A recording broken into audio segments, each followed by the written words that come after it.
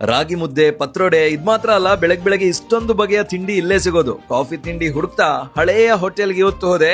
ಇದೇ ಇವತ್ತಿನ coffee with Kiran.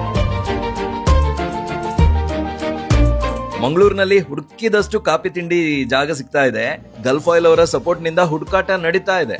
MG road, Manjeshwar Govinda Pai circle ಆಗಿ ಬಂದು ತಲುಪಿದ್ದು PVS ಅಲ್ಲಿರುವ ಅಯೋಧ್ಯೆ ಹೋಟೆಲ್ ಶ್ರೀರಾಮ್ ಭವನಕ್ಕೆ. ಎಂತೆಂತ ತಿಂಡಿ ಇಲ್ಲಿತ್ತು, ಏನ್ ತಗೊಳ್ಳೋದು ಅನ್ನೋದು ಕನ್ಫ್ಯೂಷನ್ ಬೇರೆ.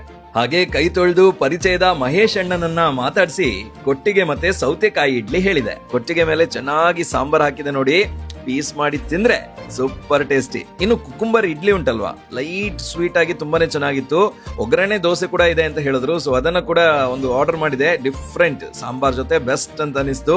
ಕಾಫಿ ಕೂಡ ಟೇಸ್ಟಿ ಆಗಿತ್ತು. ಅಂತೂ ಒಂದು ಒಳ್ಳೆ ಕಾಫಿ ತಿಂಡಿ ತಿಂದ ಖುಷಿ ನನಗಿತ್ತು. ಬಿಲ್ 129 rupees ಆಯ್ತು. ಹೇಗೆ, ಓಕೆನಾ? ಕಮೆಂಟ್ ಮಾಡಿ. ಇಂಥ ಇಂಟ್ರೆಸ್ಟಿಂಗ್ ಫುಡ್ ವಿಡಿಯೋಸ್ಗೆ ತಿಂಡಿನ ಈಗಲೇ ಫಾಲೋ ಮಾಡಿ.